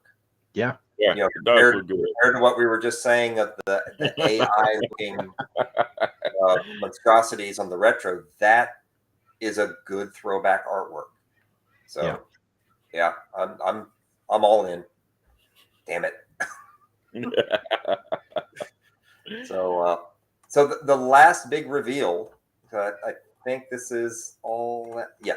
So the last big reveal, and I assume that you guys saw this one too, but what we've got coming out, non G.I. Joe, is dun, dun, dun, Mask back. Yep. Yeah. I can't tell the scale. It looks like it's not 3 3/4. It looks like it's slightly smaller, more in line with the original figures. Yeah, But more from what I've been reading, it's pretty much the same exact scale as yesteryear. But they gave them knee joints. They gave them more of a swivel in the arms. So it's kind of a halfway to 3.5 inch, 3 3/4. There are no elbow joints, but it looks like other than that, the construction is they took notes from O-ring and then dialed it back a little bit. Here we go. So it looks like. Oh well, that's an odd. Shoulder. That's an odd shoulder joint. Yeah. Yep. So they've got a flexible shoulder joint. Looks like there's a T-bar in here. Folding legs. So it's kind of about halfway in between original. It's halfway in between Kenner and 3 3/4 O-ring. I like it. I think it works well. There's Condor. And they're, I mean, yeah, they're damn close. Go back up a little bit, please. Yep. To the Rhino or the Condor? Condor. Okay. Yep. I did not know we were doing this today. That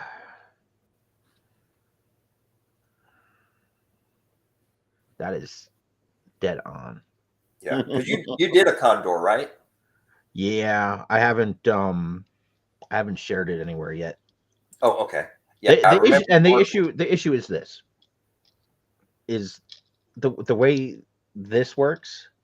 Yeah. I have not found a 3D printing material that can survive that more than 3 or 4 times.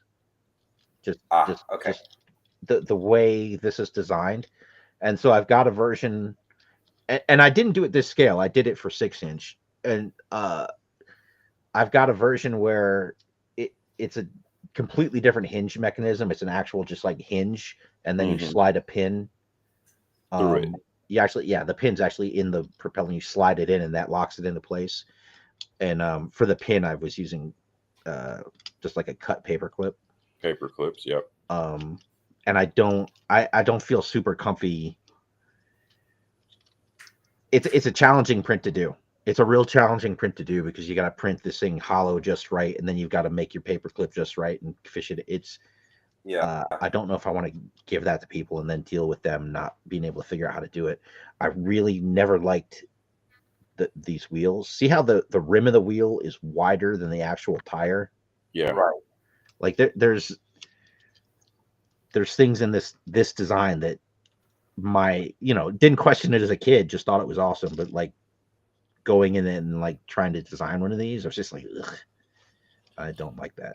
Well, I mean, the pin, the paperclip thing through as like a pin, that's used a lot. That's used a lot when you're 3D printing like transformer stuff. So I mean, Yeah. I'm, Okay. Yeah. I like nothing has frustrated me more than this. And like if I could injection mold it and get like a softer like a PVC, which is what this is, no problem. But like the 3D printing materials that I've tried, nothing survives that uh just being just that folding live up hinge and down. thing. Yeah, Yeah. yeah. Well, you can do a desktop. You can build yourself a desktop injection motor and go to work. Uh, He's like, I, nah. the vacuum form is higher on my list of things to throw money at that I don't do, so I can make my own blisters. Gotcha. Oh, nice. Which is that's also going to be a huge pain in the ass. So we'll see. Okay. Like that, like the vacuum form, I can build it, but it's making the negative part of the mold that's gonna be a challenge. Print well, right? I can print it out of resin, but Right. like the worst thing to print with resin is cubes and squares and things like that. Okay. If I print it on FDM, it won't work because that shit'll just melt when I go to vacuum form it. So I don't know. Or you print it out in FDM and then you do an actual mold. Right. And now we're into a bunch of steps. Yeah. Yeah. And this was my point though. It's not quick and easy. Mm-hmm. Yeah. Yep.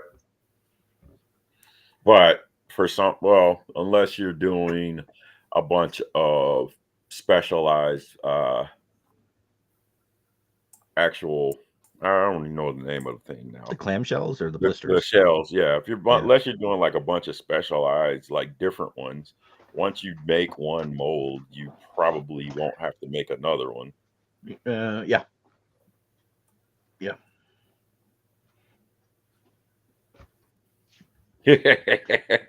Well, so like I haven't started it yet, but I have a guy who's gonna have me do a custom figure for him, and he wants it on a blister.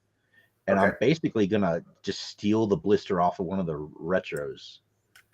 So I still got to figure that out. But like that insert, the inner part of the blister that holds all the accessories and everything in place, Yeah. that is a ton of fucking work. Oh, yeah. Couldn't get to my mute. Now that because that will now if it's blisters like the way, not the way Skeletron's doing it, but the way Call Sign Longbow's doing it. Just from talking to Troy and those guys, like they want their figure in there loose, and then so it has like a little bit of rattle, but not too much. Like they're really trying to capture that the feeling of those a real American hero figures. Like I can do those. I could do that blister no problem, but doing like the insert that everything kind of snaps into, and then another blister on top. That's We're talking. That's going to take. Eventually, I'll get there, but like that's weeks of fussying around trying to get it just right. So, I mean, the factories that do that stuff, they have a guy that's his whole job. Mm-hmm. Or a couple of guys that's their whole job. And I've watched videos of these guys, and it's like, Christ, like, just the way they know what they're doing. Yeah. Right. No, I'd be interested to see you sweating over that. Sounds awful. Sounds awful. Possibly Q3, Q4 this year, the vacuum form, which again I would have to buy a bunch of parts and build. Right. It could be late this year. That's the soonest that shit's gonna happen. Well, I bought like a bunch of the pieces to do the desktop injection molding. I just never really had the time to put it together. So I'm hoping I get some And time to do stuff like that. we'll have to talk about that at some point because like you're saying desktop, but there's no way you're putting it on your desktop, right? You're heating up, you're melting plastic, forcing it into it. Like you've got a mold that's got to be clamped together with Yep. probably 100+ pounds of force, Yep. and then you're So, forcing but this stuff in. you've seen them before, haven't you? No, not in person. Okay. Like I think I have most of the parts for it. I think I have them all. I just never really got into it. But certain things like that, I need to just go ahead and do. Yeah, I mean, I don't remember if it was on this podcast. Maybe I brought it up, but like, we just need a factory in the continental United States that does this stuff. Right. Yeah. You know, and Yeah. like, you know, it'll take a while to get people proficient at all the different steps that are involved in that. So I don't like all the toy companies aren't going to instantly, you know, flock to it and give them business because quality, you know, if quality sucks, people aren't going to buy their stuff. Yeah. But man, like if we could just have one damn factory in the continental US that could do action figures and accessories. Basically, that does short run customized. It doesn't even need to be like, I'm talking like literally every action figure in the world is made in Taiwan or China. Yeah. Well, now Colombia. Now Colombia, which is new, which is very new. But yeah, which they've definitely got some growing pains to go through. And maybe they're, you know, with I guess we get Esteban on again to talk about like where they're at. Yeah, that would be a good future one. Yeah, we had Find out I would have him on all the time, except like because he's physically in South America. When we had him on, like our connection was awful. It was bad, and that just doesn't make for good podcasting. Yep. So we'll figure it out. He'll be at Joe Fest. Talk to him. Yeah. I assume like he's every year that I've gone, he's been there. So right. I assume he'll go again. Maybe we can do maybe a stream, just kind of talking with him while he's there. Yeah. Oh yeah. Yeah. I'll be here. So if you guys, I'll send you because I can run it from here, and then you guys, I assume have phones, so we can do something. We should we should absolutely do that, whether we're talking to Esteban or not. Yep. Other point of contention on that is whether or not Mike and I can we somehow link up and see if we want to do another panel. Like there's been a few people asking whether or not we would do it. Yeah, there was a question here earlier about custom class 2. They answered no. I'm not even going to Joe Fest this year. I want to. It's just it's a lot. I've got a lot going on. I'm just not going to be able to pull it off. But yeah, so like I don't know if they're doing a custom class, but if they are, I'm not involved for sure. Yeah, I'd like for us, even if I'm not there, I would like for the panel to still happen, and like Dominic's going to be there. Like he was awesome, so like I'm sure he wouldn't mind doing that again. Artwann, and he can, we can definitely and if he's bringing Artwann, he can talk about it again. Even if we can't get on the official schedule, I'm sure we can figure out a way to, hey, we're all meeting up in this room to talk shop. Yeah. Okay.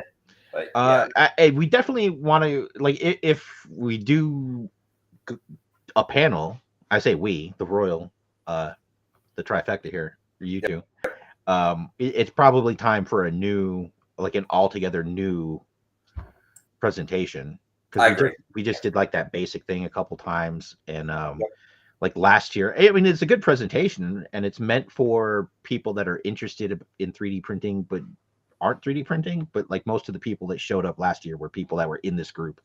Yeah, and I think we're agreed. I think we're good with redoing the presentation and redoing the format because we kind of like the last time we did it, we kind of broke away from the entire format anyway.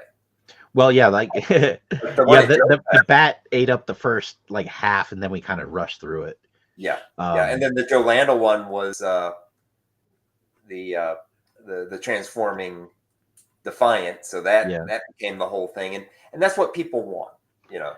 The maybe I think we're good with changing it up again. Yeah. So I'm up for it, Juan. If you want to do a show, and then the other thing too is we do have, you know, we've got I don't know if the What's on Joe Mind guys are going to be there again this year, but you know, we can maybe steal some of their time too, or do a collab with them. Well, I asked Mike last because he does I love his voice. He's got a radio voice. Do you remember how well he introduced everybody for their panel last year? Yeah. So like right after that, I'm like, hey, dude, next year can you introduce us for our panel? And he said yes, of course. So I guess I'll miss out, but you guys can get a really good introduction. Yeah. Sweet. Yeah. I noticed. I watched his podcast I watched What's on Joe Mind this week. I just caught up on it because I wasn't live. But he said he's got some ideas for a project this year. I don't know if he's reached out to you, Mark. I'll check my email. I don't think he has yet. Yeah. So I plan on following up with him this week. You know, because we've done the Nugget before. We did the Chunky the Tank Chunky Tank Kitty. So he might have an idea of what of doing something this year. So. Cool. Okay. Yeah, so there's definitely going to be a G.I. Joe 3D printing panel at Joe Lanta, which is, I want to say it's October now. I just got those dates. Okay. Oh, so you are going to make it to Joe Lanta? Yeah, I'm locked into Joe Lanta. Oh, awesome. Brett just emailed or messaged me the other day.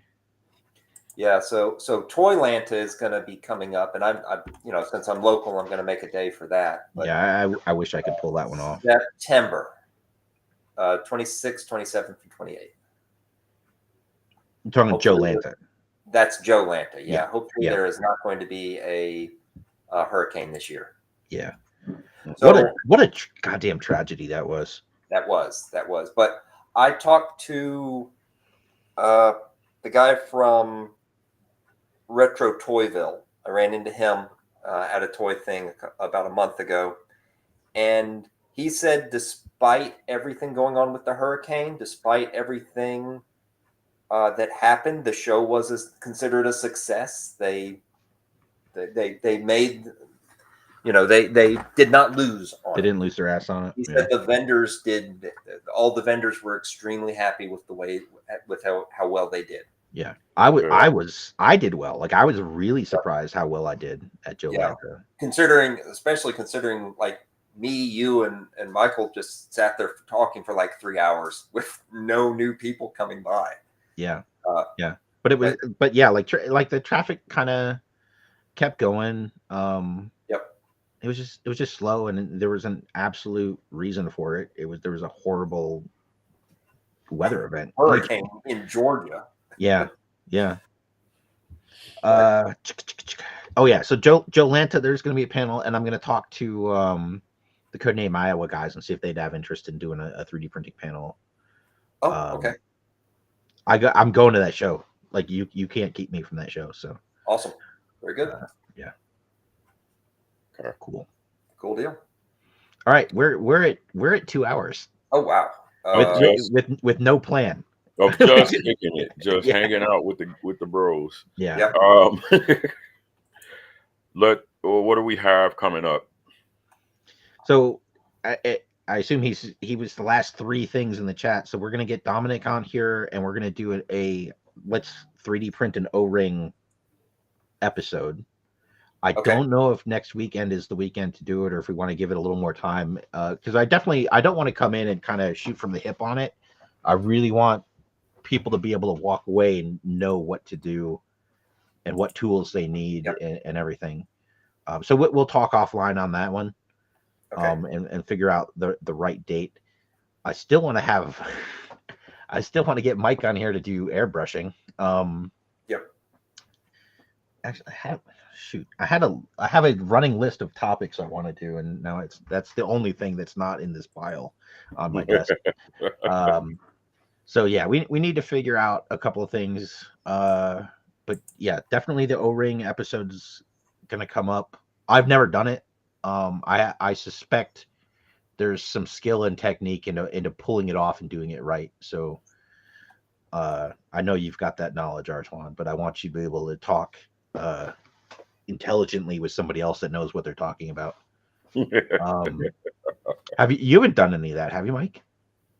What the like building an O-ring figure, where No. like rivets and T-bars and like Nope. there's a lot to it. So Oh yeah, no, it's I at one point I did, I bought some files with the intention of, seeing what I could do with FDM and try to make one, and then never made one. So yeah, you got that bamboo now. Now's the time. Yep. Yeah.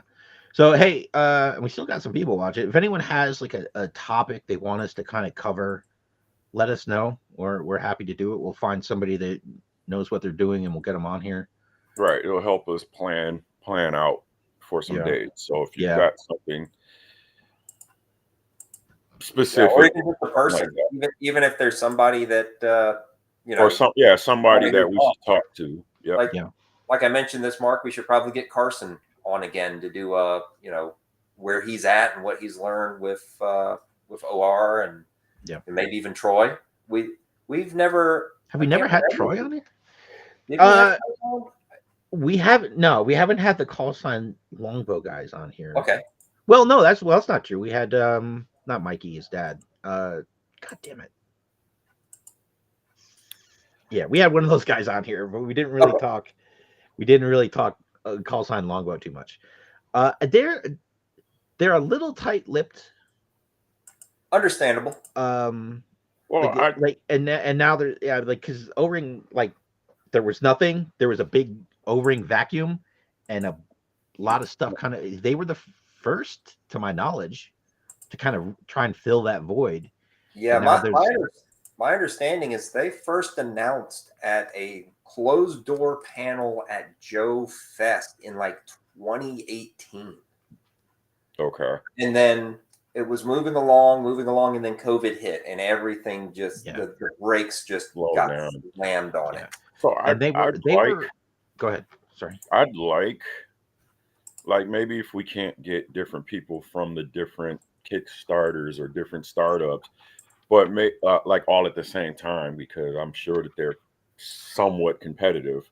But I'd like maybe some series where we talk to the different O-ring creators for these smaller groups, maybe just having them come on and talk about their stuff. A lot of them still to this date haven't dropped their first product yet, and just maybe talking to them about updates or where are they in their process and things like that, and just maybe getting one of each to come on a weekly basis or something like that. That would be good. I think it would be interesting to talk to the guys that that are doing the Ninja O-ring. Yeah, exactly. That's who I was thinking about. Yeah, those guys. They're like right on the cusp of dropping at this point. Maybe Strike Force Alpha. I know they've already dropped one and they're working on the second run. So I mean, there's a lot of different guys that could kind of talk about it. Yeah. I would. Yeah, we'll talk about it. I as long as we can tie it into, and it's G.I.JOE adjacent for sure. But I'd certainly want to tie it into how people watching can learn something and apply it to what they're creating themselves. Yep, true. So that would be the trick for me, is figuring that part out. Well, okay. I mean, I don't know.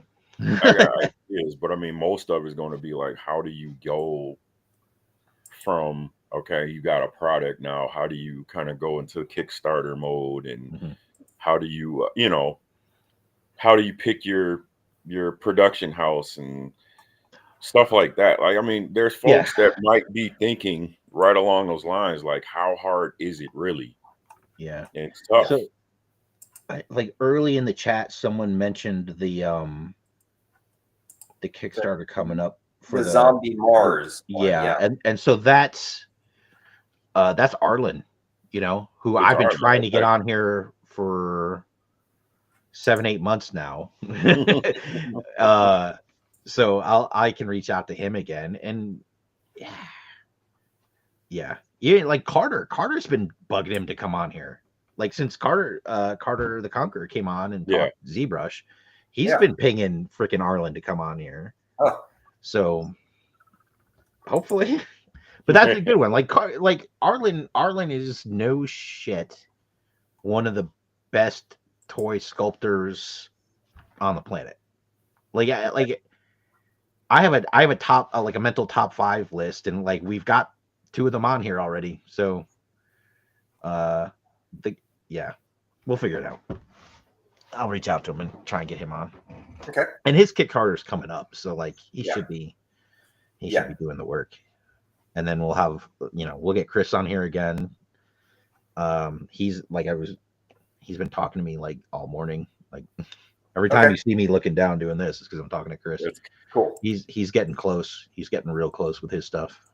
Oh, is this the World War? This is World War Hell, which is very updated O-rings. Yes. And then Carter's doing most of the sculpting for that, and everything looks so good. Yep. Cool. Yeah. So, we've definitely got a handful of shows that I know I want to do, but I don't know that I can shoehorn them into dates right now. Yep. Yeah. All right. Cool. Okie doke. We're done. I thought we were gonna do like half an hour, maybe 45 minutes. Just catching up and keeping the streak going. But that's cool. We'll do something like this again next week at a minimum. Okay. Sounds good. Okay. All right. Cool. All right, everybody. Hey, thanks for watching. Thanks for hanging out with us, and we'll catch you next Sunday. Same Joe time, same Joe channel. All right. Yep. Yo, Joe.